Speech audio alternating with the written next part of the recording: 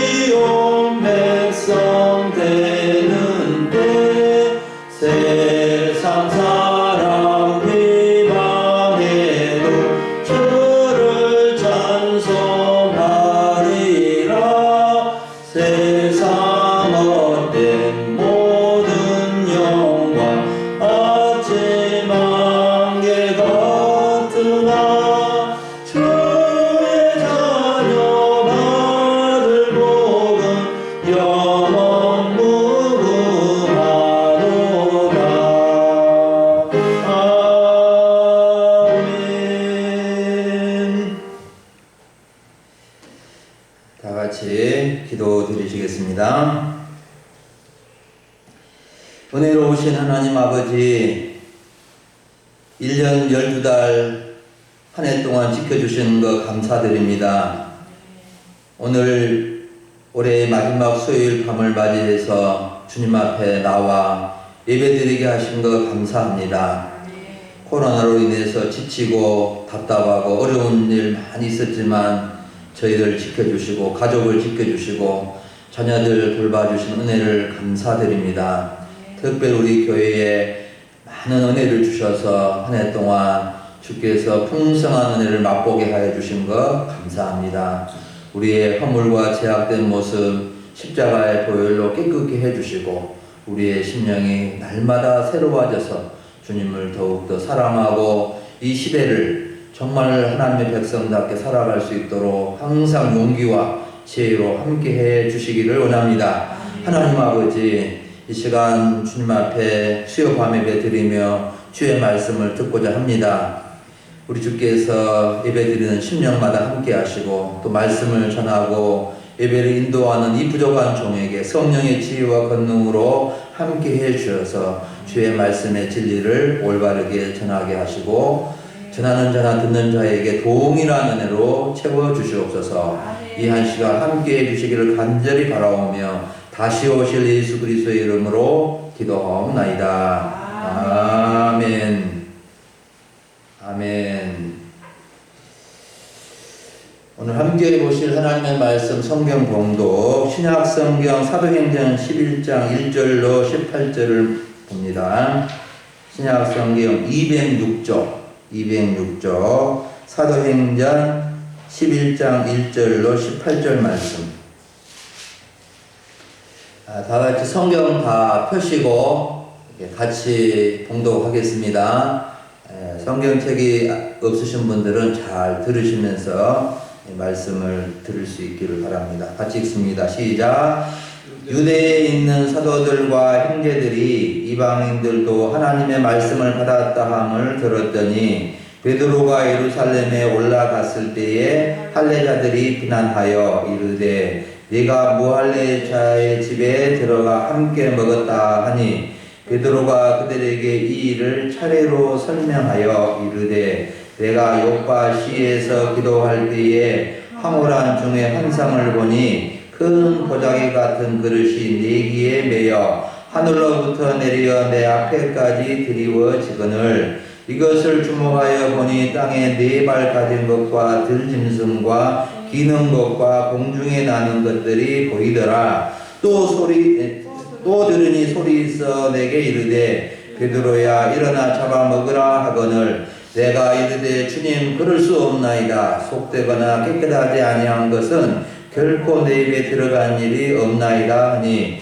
또 하늘로부터 두 번째 소리 있어 내게 이르되 하나님이 깨끗하게 하신 것을 내가 속되다고 하지 말라 하더라. 이 일이 3번 있은 후에 모든 것이 다시 하늘로 끌려올라 가더라. 마침 3사람이 내가 유숙한 집 앞에 서 있으니 가이사랴에서 내게로 보낸 사람이라. 성령이 내게 명하사 아무 의심하지 말고 함께 가라 하시매 이 6 형제도 나와 함께 가서 그 사람의 집에 들어가니 그가 우리에게 말하기를 천사가 내 집에 서서 말하되 네가 사람을 요파에 보내어 베드로로 하는 시몬을 청하라. 그가 너와 네 온 집이 구원받을 말씀을 네게 이르리라 함을 보았다 하거늘 내가 말을 시작할 때 성령이 그들에게 임하시기를 처음 우리에게 하신 것과 같이 하는지라. 내가 주의 말씀에 요한은 물로 세례를 베풀었으나 너희는 성령으로 세례를 받으리라 하신 것이 생각났노라. 그런즉 하나님이 우리가 주 예수 그리스도를 믿을 때에 주신 것과 같은 선물을 그들에게로 주셨으니 내가 누구이기에 하나님을 능히 맡겠느냐 하더라. 그들이 이 말을 듣고 잠잠하여 하나님께 영광을 돌려 이르되 그러면 하나님께서 이방인에게도 생명 얻는 회개를 주셨도다 하니라. 아멘. 사랑하고 축복합니다. 우리 인사하겠습니다. 사랑하고 축복합니다. 사랑하고 축복합니다. 한 해 동안 수고 많았습니다. 인사하겠습니다. 한 해 동안 수고 많았습니다. 아멘.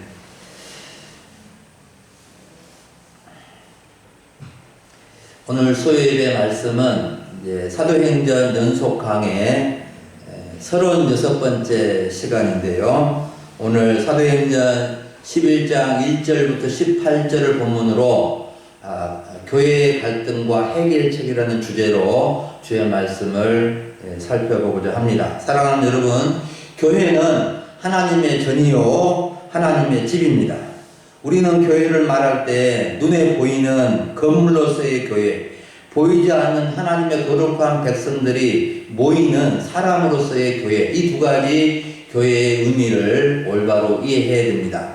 그래서 교회는 외모나 내부 시설도 좋아야 하지만 더 중요한 것은 교회를 다니는 사람들, 교회를 다니는 우리들, 즉 본질적인 교회인 성도들이 좋아야 좋은 교회가 되는 것입니다. 그러므로 우리는 교회의 구성원으로서 하나님을 사랑하듯이 교회를 사랑하고 지체된 성도들을 사랑해야 하고 교회의 문제에 대해서도 자신의 문제로 인식하고 책임감을 가져야 하는 것입니다.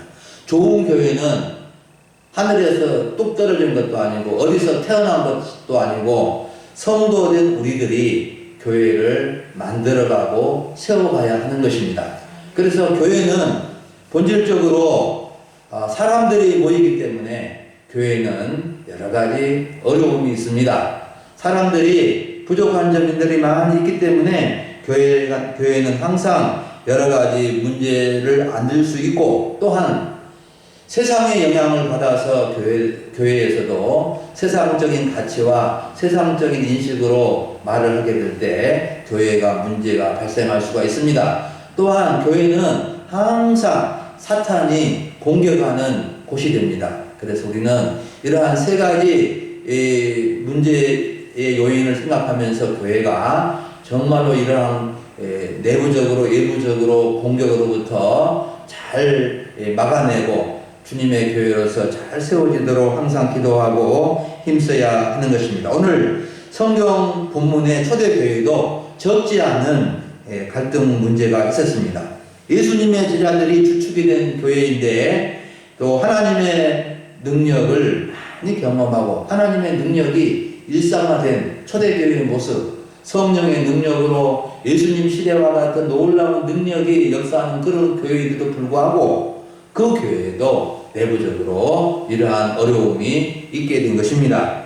그래서 오늘 우리는 이 초대교회에 있었던 문제가 오늘날에도 우리 교회에도 있고 우리 지상에 있는 모든 교회, 문제 없는 교회들이 없어요. 그런데 문제 있는 교회가 있을 수밖에 없지만 그 문제를 어떻게 해결해서 교회가 하나 되고 더욱더 성숙하고 좋은 교회로 나가는가, 아니면 그 문제 앞에서 주저앉아서 꼼짝 못하는 교회로 남고 마는가 하는 것을 가르쳐 주고 있습니다. 초대교회에도 구제 문제, 재정 문제, 이단 문제, 교리 문제, 주류와 비주류 문제, 여러 가지 문제들을 안고 있었는데 오늘날 우리 한국교회도 이러한 점에서 자유롭지 못하고 정말 크고 작은 교회가 크든 작든 교회 내부적으로 여러 가지 어려움 때문에 홍역을 치르는 경우가 참 많이 있습니다. 이러한 모습을 볼 때 우리 자신도 참 안타까운 마음을 가지고 있는데 오늘 우리는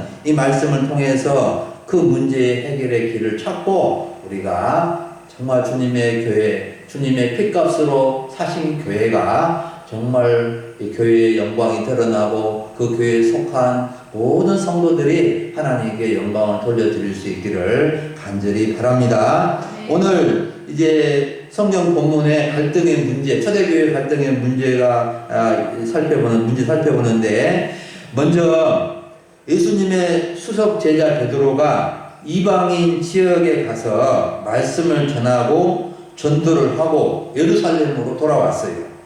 그런데 유대에 있는 나머지 사도들과 형제들, 또 할레파라는 것은 정통 유대인이라고 말입니다. 정통 유대인들이 베드로를 세상에 비난을 했어요. 왜 열심히 전도하고 말씀을 전하고 온 베드로를 비난했느냐 하면 그 이유가 3절에 기록되어 있습니다.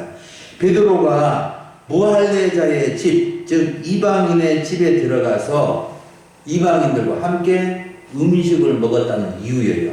이방인의 집에 가서 저 믿지 않는 불신자의 집에 가서 식사하는 것이 뭐가 그렇게 문제고 비난받을 만한 일인가 하고 생각할 수 있지만 당시에 율법과 전통에 매여 있는 유대인의 입장에서 보면은 베드로가 유대인의 정결법을 어기고 무할례자의 집에서 이방인과 함께 먹는 것은 유대인의 정결법을 어기는 문제였어요. 그래서 그것 때문에 지금 베드로를 이렇게 비난하게 된 것입니다. 여러분, 우리가 서로가 어떤 문제점을 보고 이렇게 비난하게 될 때 비난받는 사람은 누구나 다 이렇게 상처를 입게 됩니다. 아무리 수석 제자 베드로라 하더라도, 믿음이 좋고 중직자이고 목사나 장로라 하더라도 내 마음을 확실히 알지 못하고 비난을 받았을 때 감정이 상하고 다툼이 일어나기 쉬운 것입니다. 사람들이 다투게 되는 것은 큰 문제에서도 다투지만 사소한 감정의 문제 가지고 다툼을 시작해서 그것이 큰 싸움으로, 큰 다툼으로 번지는 경우가 대부분입니다. 큰 문제는 그러잖아요. 사람들이 서로가 조심하기 때문에 큰 문제를 갖고는 잘 안 다퉈요. 그런데 오히려 작은 문제, 사소한 문제가 더 감정을 자극해가지고 이렇게 학대되는 경우가 많이 있습니다. 우리는 누구나 비난을 조심해야 됩니다. 비난받을 때 좋아할 사람은 아무도 없습니다. 비난을 받는 즉시 상처가 됩니다. 교회의 내분이나 갈등도 작은 문제가 원인이 되어서 내분이 되고 분열이 되는 경우가 참 많이 있는 것을 봅니다. 그런데 베드로도 참 예수님과 함께 있을 때는 다혈질이고 굉장히 막 화를 잘 내고 그런 사람이었어요. 근데 이제는 예수님이 승천하신 후에 베드로가 예수님의 수제자로서, 수석제자로서 굉장히 중심을 잘 지키고 있는 것을 볼 수가 있습니다. 마땅히 화를 낼 수밖에, 알지도 못하면서 왜 그러냐고 막 이렇게 화를 버럭 낼 수 있는 상황인데, 베드로가 어떻게 이 문제를 해결하는가? 화를 내지 않고 지금까지 되어진 일을 자초지종을 차근차근하게 설명을 했다 그랬습니다. 우리 4절 말씀을 한번 보세요. 베드로가 그들에게 이 일을 차례로 설명하여 그랬어요. 차례로. 되어진 일을 차근차근 차례로 설명을 해주면서 그들이 오해하고 있고 그들이 평정 가지고 있는 문제를 이렇게 해결받도록 이렇게 도와주는 것을 볼 수가 있습니다. 여러분, 베드로의 이 설명이 5절부터 16절까지 상당히 긴 내용으로 이렇게 기록이 되어 있는데, 설명은 변명과 달라요. 설명은 사실의 기초에서 말해주신 그 다음에는 변명은 자기를 변호한 거예요. 주변에 일어나는 일을 통해서 어떤 것을 설명하는 것이 아니라 변명은 자기 입장에서만 설명하기 때문에 변명은 설득력이 약해요. 그런데 이 베드로는 이렇게 설명을 해줍니다.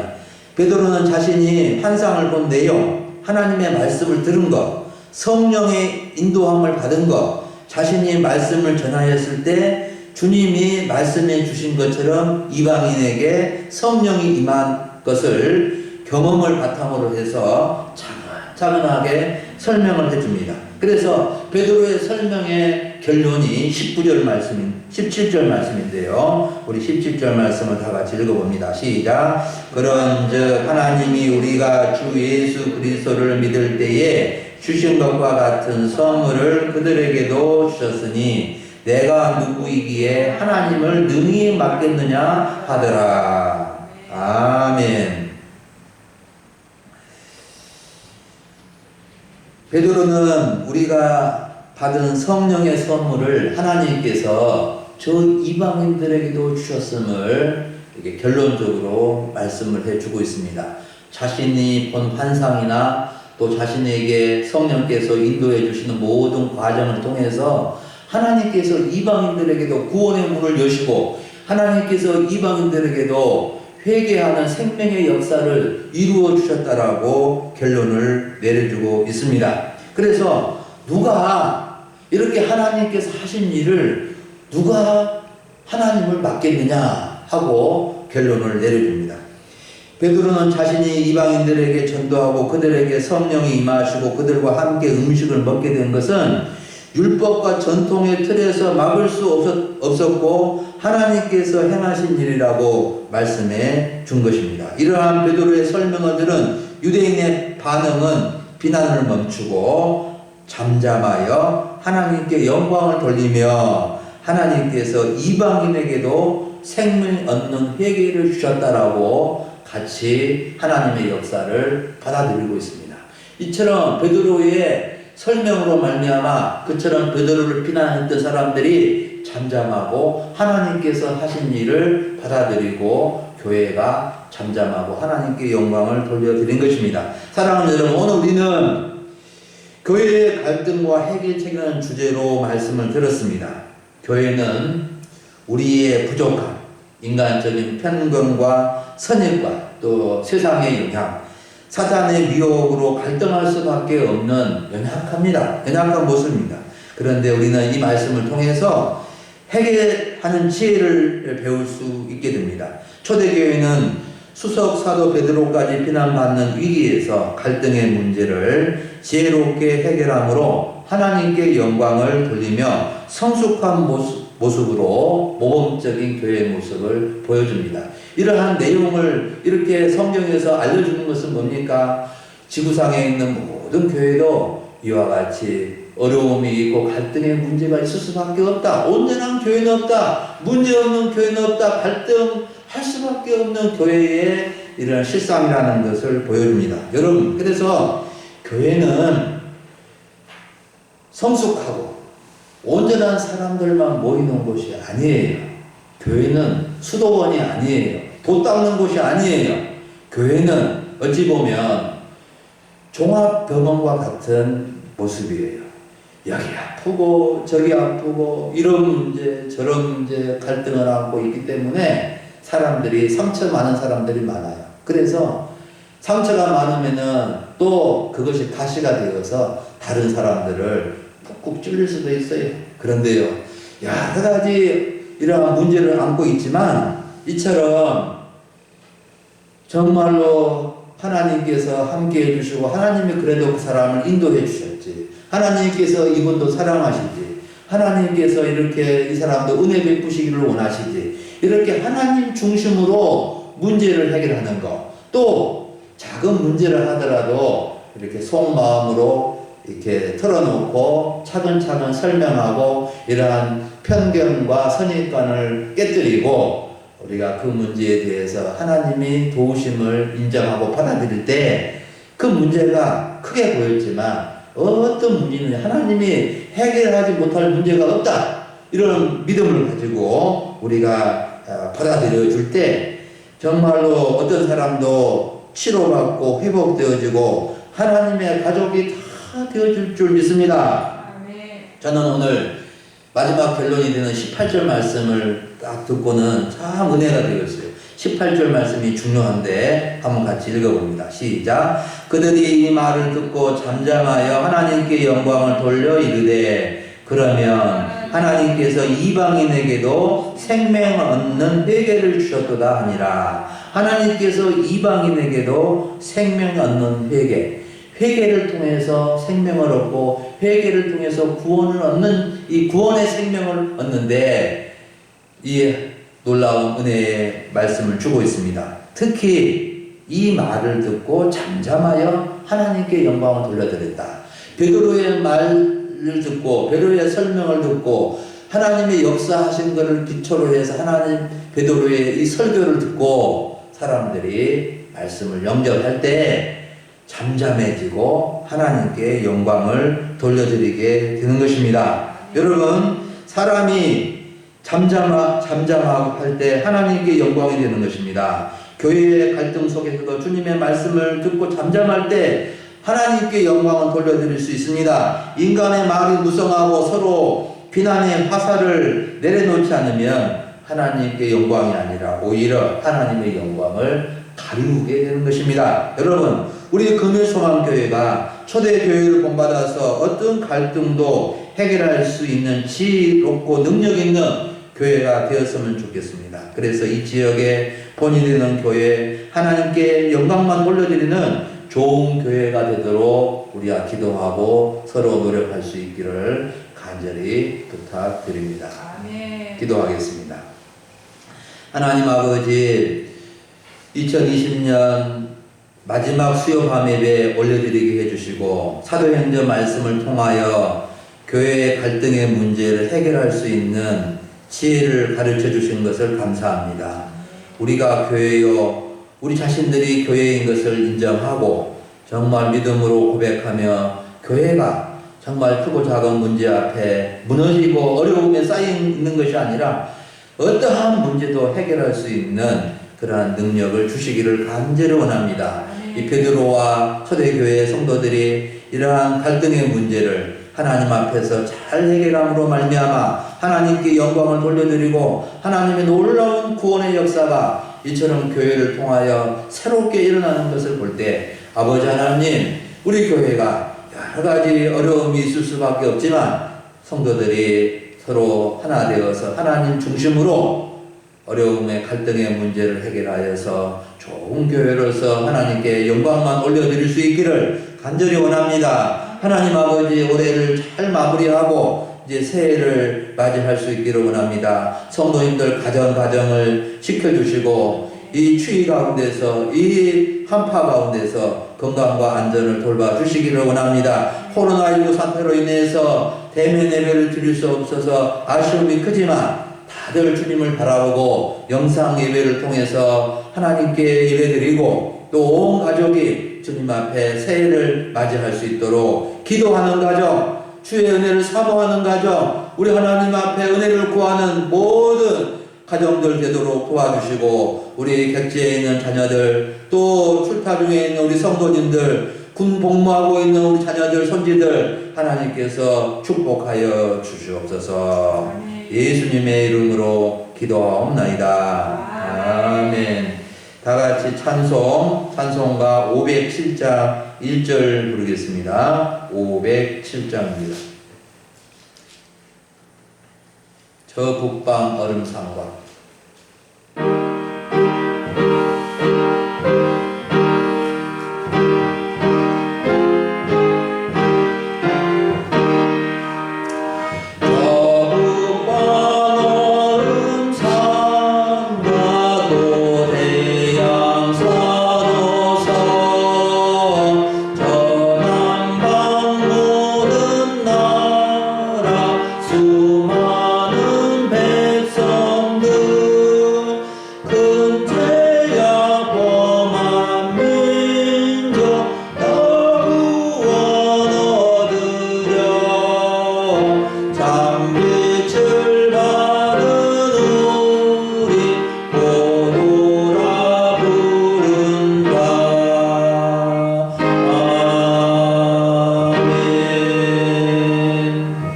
광고하고 주기도문 하심으로 예배 마치려고 합니다. 광고는 지금 1월 3일까지 이렇게 교회에 모여서 예배 드릴 수 없게 되어 있어서 계속해서 영상 예배로 드립니다.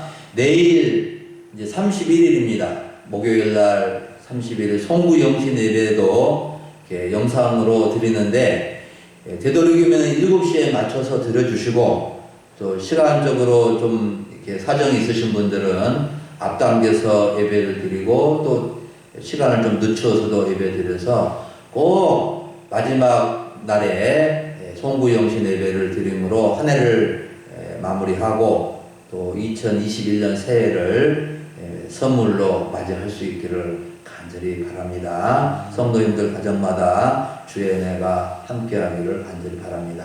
다같이 주기도문으로 수요예배 마치도록 하겠습니다.